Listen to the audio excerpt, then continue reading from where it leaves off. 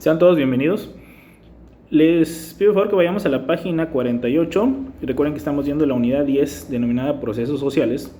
Recapitulando un poquito, dijimos que los procesos sociales son pautas repetitivas de conducta en nuestros días que nosotros podemos realizar de manera individual o de forma grupal.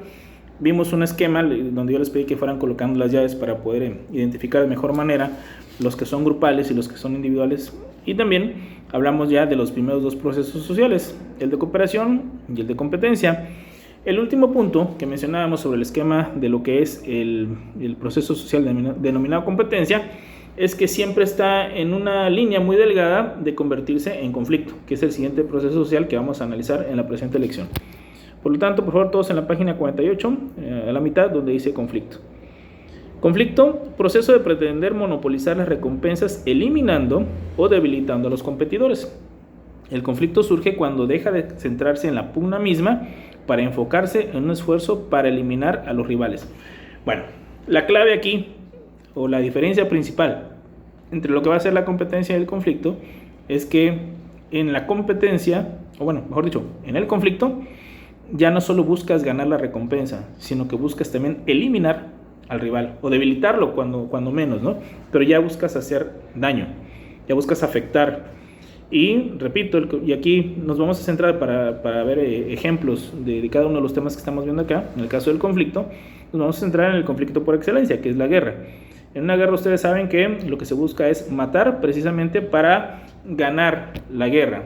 El motivo por el cual se puede originar una guerra puede ser muy diverso, pero al final de cuentas, ya cuando hay dos ejércitos peleando, dos países o más peleando, pues lo que se busca es ganar y concluir lo más pronto posible esa guerra, y para eso pues se requiere desafortunadamente la muerte de muchas personas, y eso pues lo hemos vivido como país y el mundo entero en diferentes momentos de la historia, ¿no? Entonces, en el conflicto, repito, es un proceso social que se busca monopolizar recompensas, generalmente centrándonos en el tema de la guerra.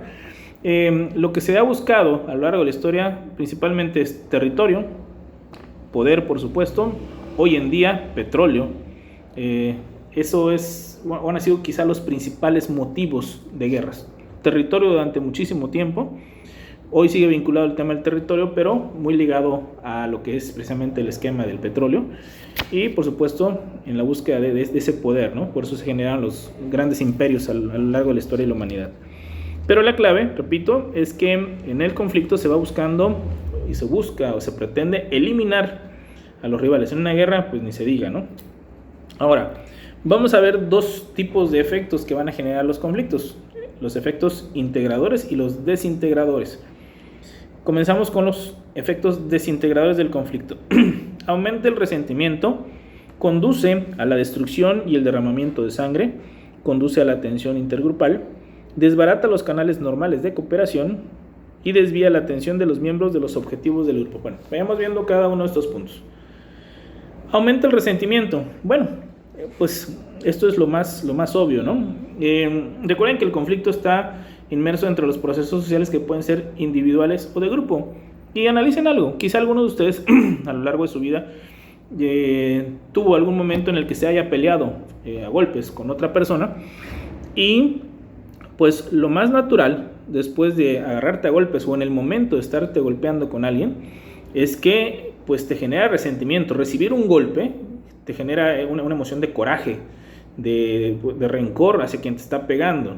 Entonces, un conflicto precisamente va a estar aumentando el resentimiento entre las partes. Ahora, pensemos en una guerra, si de manera individual, y quiero que analicen esta parte, siempre se lo pregunto a los alumnos en clase, les digo, a ver, ¿quiénes de ustedes alguna vez se han tenido que pelear o han llegado a los golpes? Pues levanta la mano alguno que otro, y luego les pregunto, con esa persona que se pelearon, y eso se los pregunto ahorita a ustedes, si alguien en algún momento llegó a los golpes, a esa persona, después del tiempo, algunos pueden ser recientes, otros puede ser desde la primaria, no sé, que se pelearon, ¿hoy le hablan? ¿O persiste el resentimiento? Puede ser que algunos digan, no, sí, ya nos hablamos, ya somos amigos, pero en muchos casos, en la mayoría, por lo menos siempre que hago este ejercicio en el salón, en la mayoría de los casos me terminan diciendo que no, se dejaron de hablar y que hasta la fecha no se llevan bien.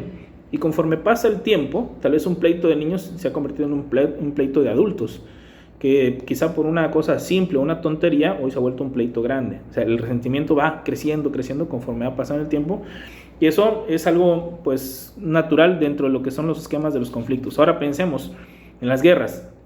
La Segunda Guerra Mundial pues es quizá la más de las más desastrosas, o la más desastrosa que ha vivido precisamente la humanidad.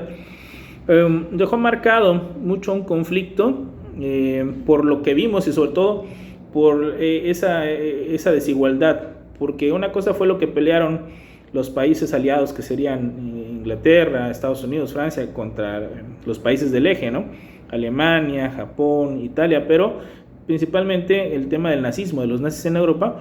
Bueno, eran ejércitos peleando, ¿no? Soldados de un lado y de otro. Sin embargo, recuerden que algo que hicieron los nazis, y que es muy conocido precisamente por tantos documentos, películas, etcétera, es el Holocausto judío, es decir, mataron a 6 millones de judíos.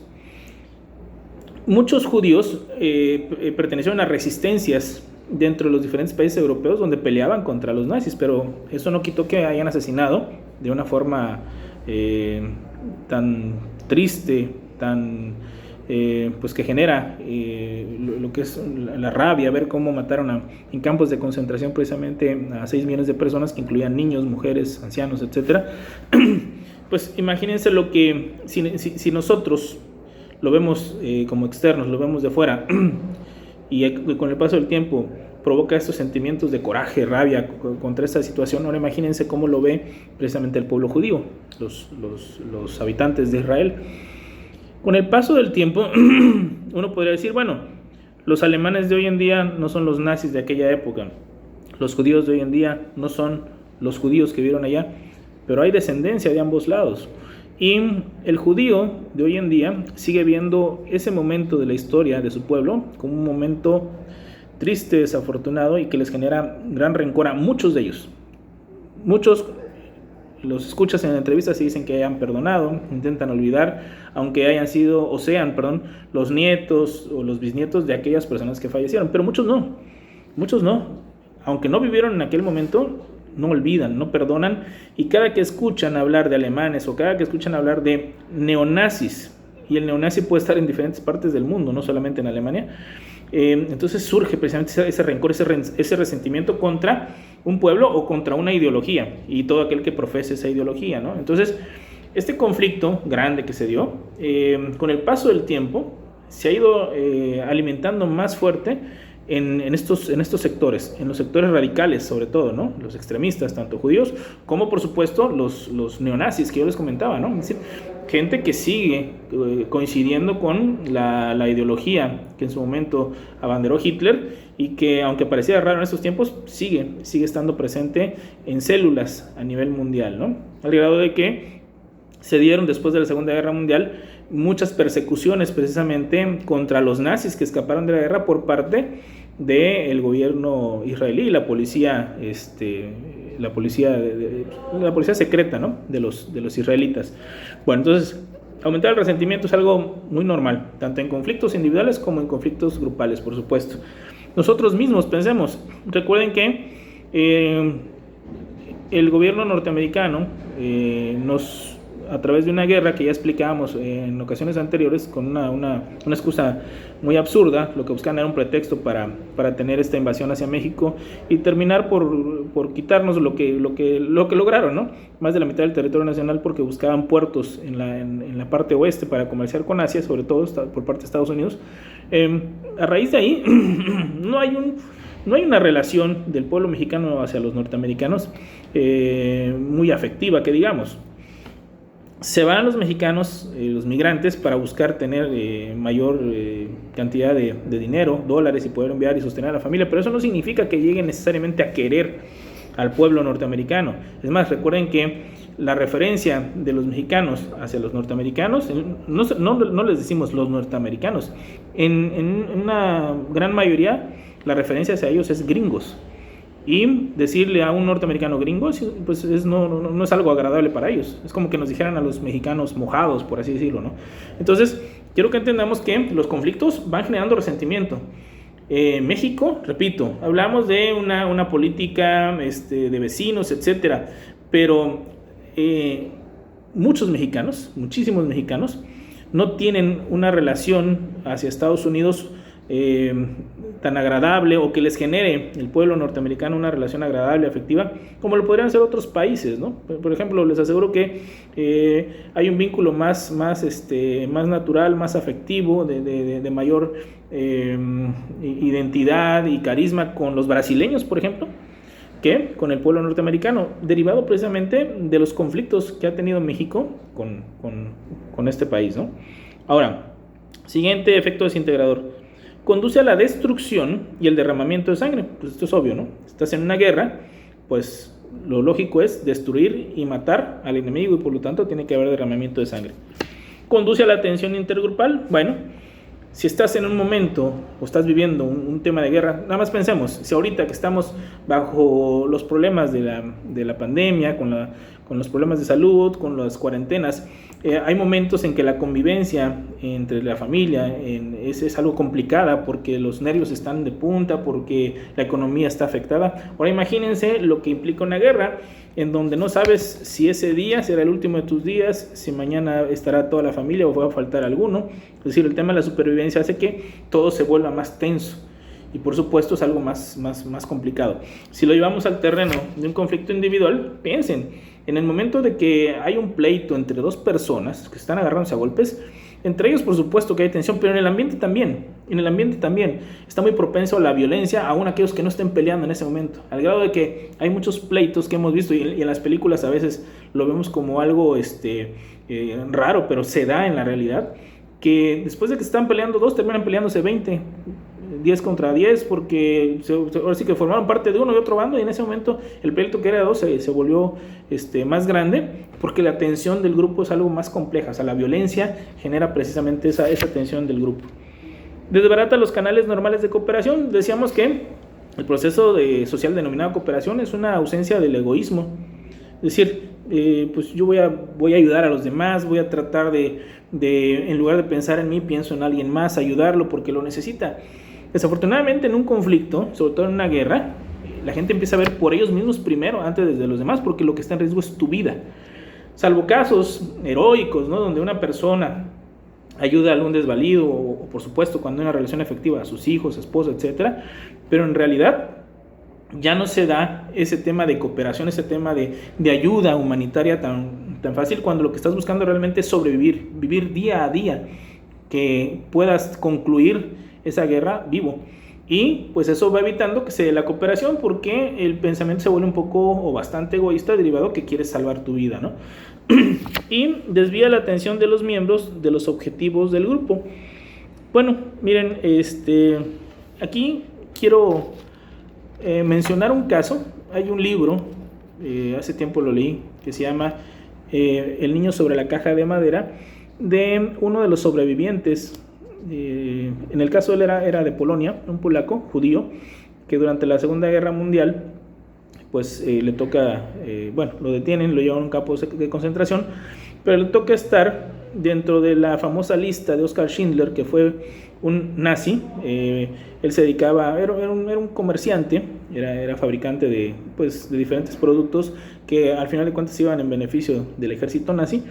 Pero él, por ahí hay una película, búsquenla, se llama La lista de Schindler.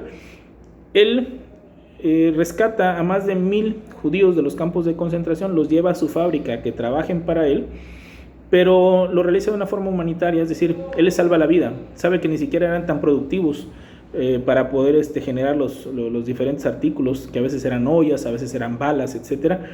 La idea de él era salvarles la vida. Quien lo concientiza mucho es su contador, que era judío también, y el contador hace labor con él, lo convence de salvar a más de 1000 judíos. Él accede y le da un listado, por eso se llama la lista de Schindler, un listado de más de 1000 personas que este contador de un campo de concentración va enlistando para que puedan ir a trabajar a la fábrica de Oskar Schindler, y él los va teniendo durante el proceso de la guerra como trabajadores, Eso evitaba que los mataran en los campos de concentración, porque les decía a los nazis que él los necesitaba para que pudieran producir diferentes artículos que requería precisamente el ejército nazi durante la guerra. Termina la guerra y obviamente salvan la vida todos los que estuvieron en esta lista, y uno de ellos, el más pequeño de ellos, que cuando inicia la guerra, él comenta en su libro que él era un niño común y corriente que jugaba con sus amigos, que se subía al tranvía. Él habla de que cuando inicia la guerra, sus mismos amigos con los que jugaba y se subía al tranvía, ahora ya le decían judío, ya lo trataban mal, ya no jugaban con él. Es decir, él pensaba antes de la guerra, pues yo quiero estudiar algo, quiero jugar, etcétera, pero a raíz que empieza precisamente la guerra, dice acá, recuerden que estamos diciendo, desvía la atención de los miembros de los objetivos del grupo. A él, y lo menciona así, ya no le interesaba, ya no le importaba realmente lo que podía pasar como ciudad, como comunidad. Ya lo único que le importaba era lo que le podía pasar a él, porque llega un momento donde lo separan de sus papás, es decir, ya no los mira, y entonces él habla de que lo único que le preocupaba era él y vivir, no pensar en el día completo, sino en el siguiente segundo, porque en el campo de concentración donde él estaba, dice que de repente había un oficial nazi que así jugaba al tiro al blanco con los judíos. De repente quería matar a uno, pum, le pegaba un balazo, y de repente era otro, de igual manera. O sea, era un tema de asesinarlos al azar, ¿no? Entonces él decía, no sabías si el día que amanecía, el siguiente segundo o el siguiente minuto ibas a permanecer vivo.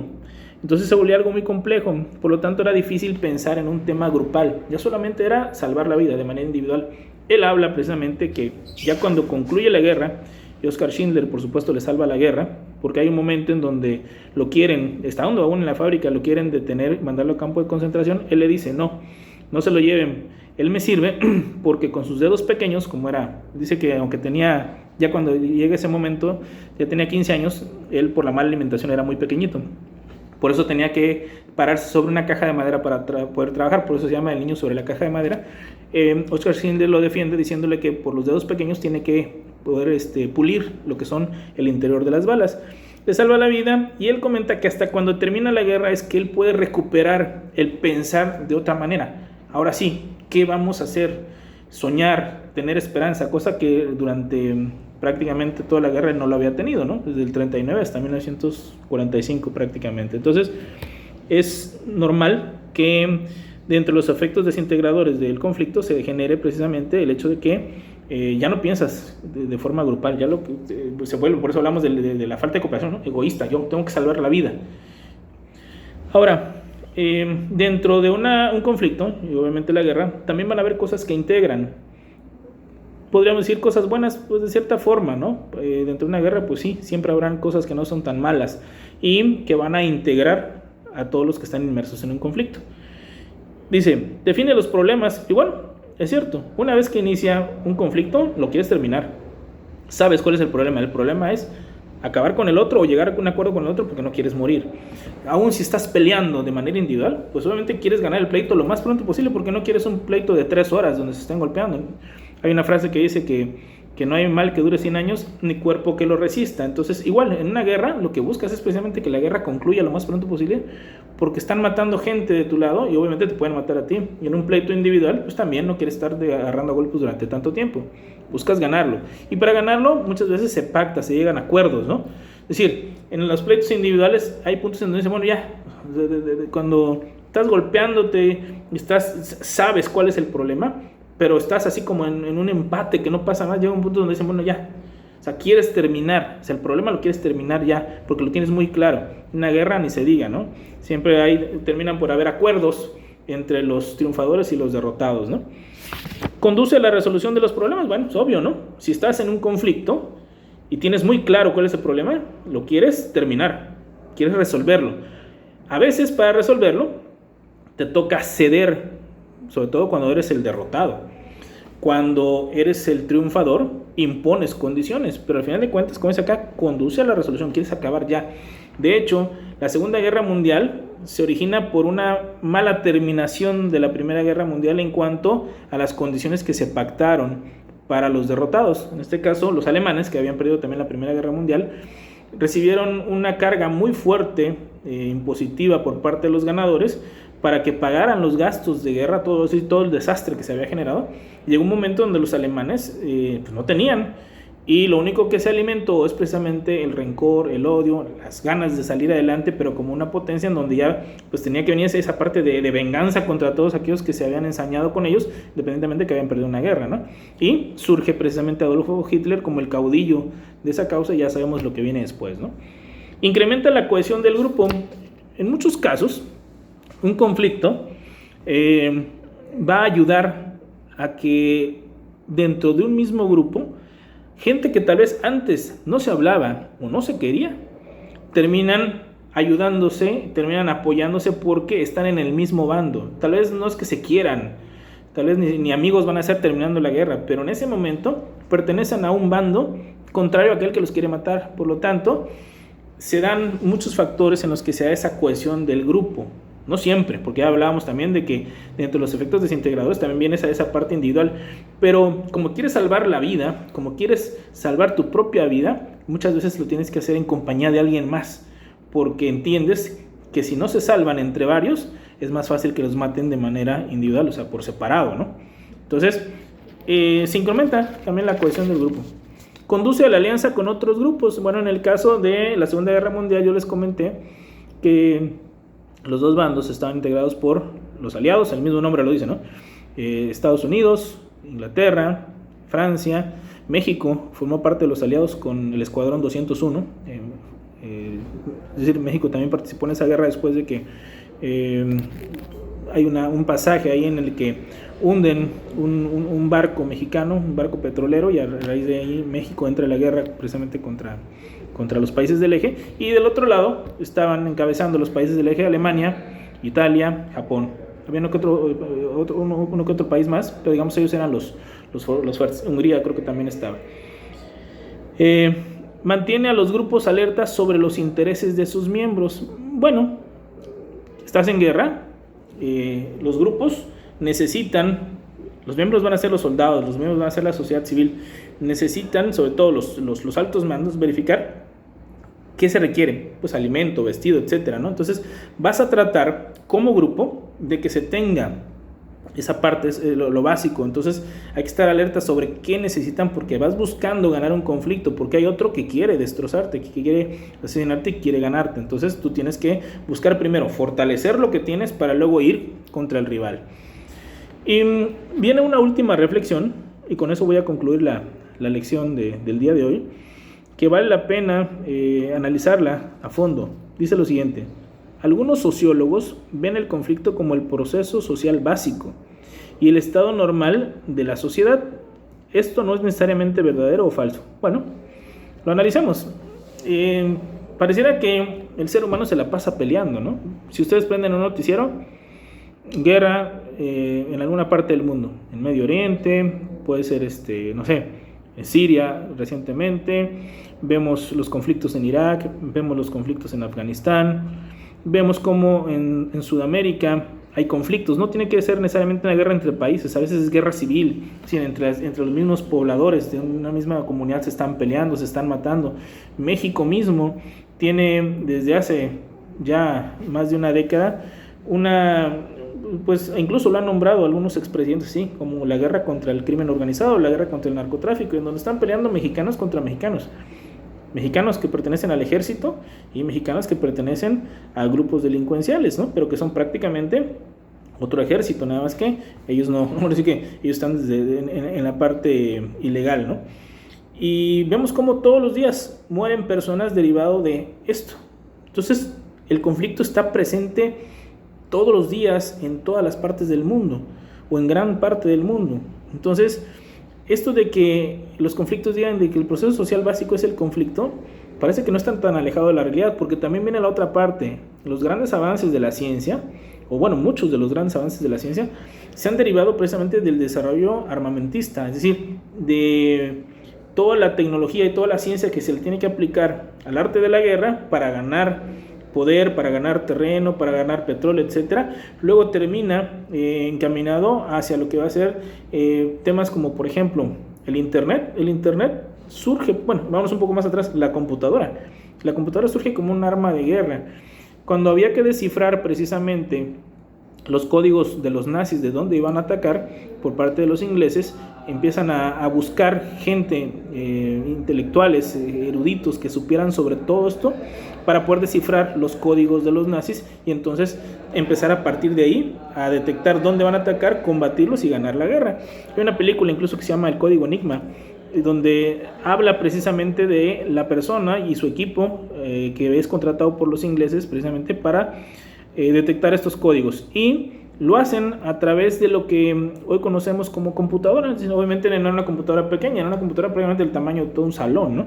En donde empiezan intelectuales a desarrollar lo que son procesos matemáticos para detectar cómo operaba, cuáles eran los patrones de conducta en la guerra por parte de los nazis, hasta que llegan precisamente a detectarlo a través de lo que hoy conocemos como el invento de la computadora. Pero bueno, repito, obviamente era una computadora de otro tamaño, con otro tipo de procesamiento, pero es la computadora.